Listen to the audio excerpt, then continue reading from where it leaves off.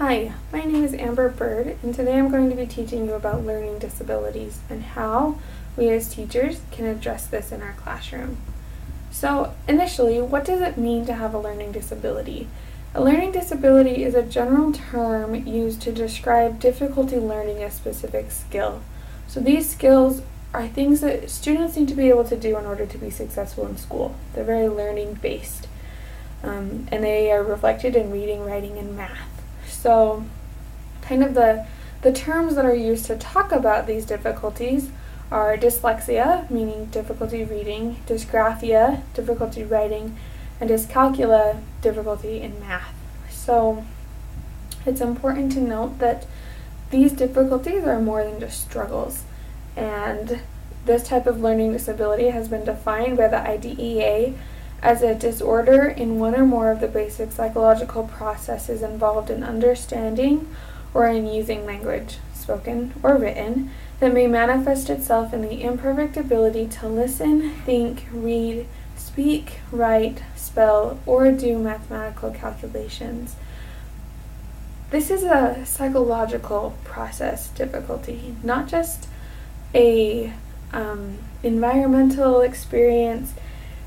These difficulties are not a result from hearing loss or motor disabilities or intellectual disabilities or emotional disturbance. They're very much centered in the brain, and it's important to recognize that so that these types of students who struggle with this can actually get the help that they need. So basically, dyslexia is one of the biggest struggles that students have. You as a teacher will most likely have a student in your classroom who has dyslexia because it's most common, and in every class, no matter what the subject is, reading and decoding is necessary. So we're going to start with this video to explain what it means to be dyslexic. Take a moment to read the following.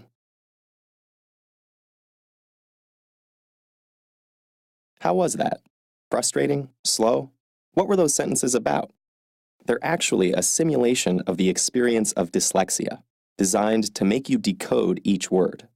Those with dyslexia experience that laborious pace every time they read. When most people think of dyslexia, they think of seeing letters and words backwards, like seeing B as D and vice versa, or they might think people with dyslexia see saw as was. The truth is, people with dyslexia see things the same way as everyone else. Dyslexia is caused by a phonological processing problem, meaning people affected by it have trouble not with seeing language, but with manipulating it. For example, if you heard the word cat and then someone asked you, remove the C, what word would you have left? At. This can be difficult for those with dyslexia. Given a word in isolation like fantastic, students with dyslexia need to break the word into parts to read it. Fan-tas-tic. Time spent decoding makes it hard to keep up with peers and gain sufficient comprehension.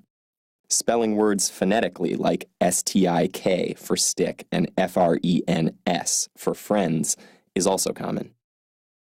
These difficulties are more widespread and varied than commonly imagined. Dyslexia affects up to 1 in 5 people. It occurs on a continuum. One person might have mild dyslexia, while the next person has a profound case of it. Dyslexia also runs in families. It's common to see one family member who has trouble spelling, while another family member has severe difficulty decoding even one-syllable words like catch. So the video mentioned what dyslexia is, and now we're going to talk about evaluation of dyslexia. So early on, they used a severe discrepancy formula to determine dyslexia, which was comparing intellectual ability or IQ based off of intellectual achievement, or something like reading levels. So if you have a high IQ and you have a low reading level, there's a gap between the two, usually is an indicator of dyslexia.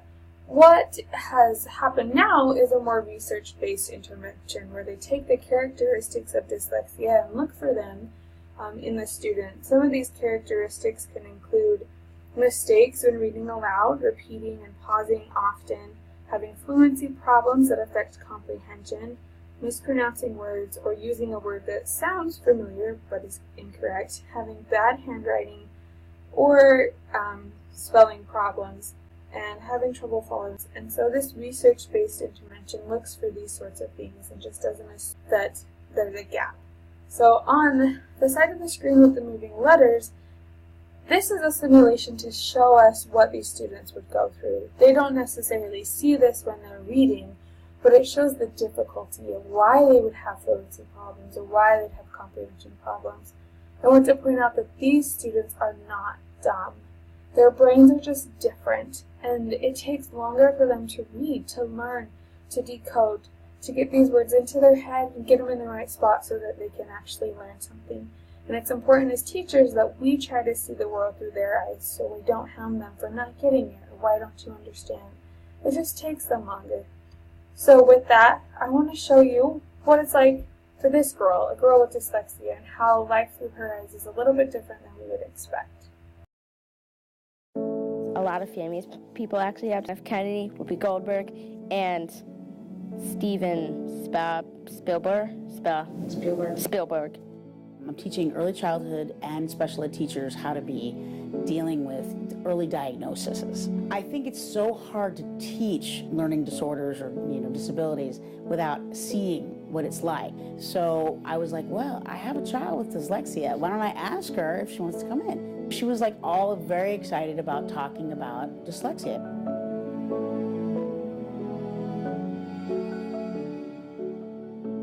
I always kind of noticed it because the teacher tried to make me learn one way, but then I would do it a different way. I used to think I was reading even though I wasn't really. I didn't really know how to read, so I would mostly just look at the pictures and cruise through it. Ella was diagnosed in first grade. That's where they start doing a lot of reading, decoding. I got sick in first grade. I got diagnosed with breast cancer, and she was very upset about it, and we thought she's just having trouble at school because she's upset about me. At one point we went in and we talked to the teacher, and she said that she's having trouble decoding. I was like, no, I'm a first grade teacher. And I thought, no, my kid is brilliant. What is the problem? And she kept pressing and pressing. No, there's a problem. It kind of felt good to put a label to how and what was happening. It gave me a new sense of perspective. You have to figure out how they learn in the best situation, and I think what helped me was getting enough information. Reading about it helped me a lot too, like, oh, that's what this is, and it also became personal for me because it was a discovery for myself about my learning style. I don't know if she matured or, it was her identity of herself as a learner. She was more involved in the process, and she was like, no, I'm not supposed to do that. This is what I'm supposed to do. I am supposed to take breaks. I'm supposed to be able to doodle. She would say that. My parents taught me how to be a self-advocate. I started standing up for myself. One of the ways I did it was telling people what dyslexia was. So mainly when you have dyslexia, it's about reading and writing, but it can be also involved with math. When I was reading, they helped me memorize the words, and so they read along with me so I knew what the word looked like. I think she's getting better at it. I think she likes talking about it. That they didn't understand, and that's one of the hardest things when they don't understand, because they're supposed to learn what dyslexia is so then they can help people who have dyslexia. She changed my view completely. I was a first grade teacher, so I was still teaching little kids who had issues with reading. And I found that I was sort of putting aside kids and saying, oh, they're going to learn, it's, they're not ready. So it made me more aware of it. She read to me the other day a book that she's reading, and her fluency was just wonderful. And I was just sitting there, I'm like, wow, how far she's come. I hope that she takes all her amazing talents and interests and somehow is able to put it all in a ball and just spread it out. Essentially, students with learning disabilities need somebody to believe in them. And as a teacher, you can help implement the strategies that will help them to be successful. Learn about it as much as you can. Give them the modifications they need. Work with their IEP. Teach them skills. Setting skills, learning skills, note-taking skills. They need these things to be successful because they're smart and they know how to do it. Most important, give them time. They need the time to be successful. These students can succeed. This last video is about why it's important that you do these things.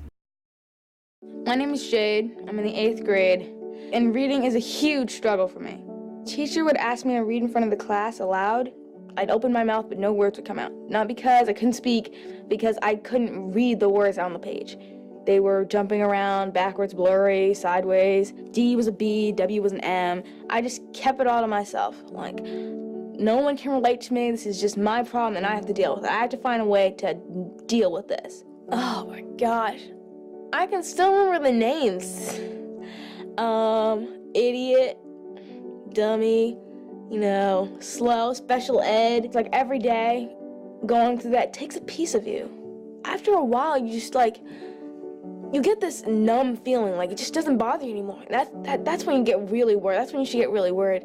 When you get this numbing feeling, someone calls you something, you're like, I don't care. They're right. That's the worst feeling in the world.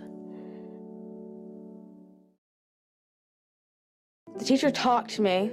They said, we know that you have this disability, and we know how to help you. I would go through one line, she's like, okay, stop. And then she said, and then she had on the board, it was like she already knew I was coming. Each word was separated. And she had this special board with little dots.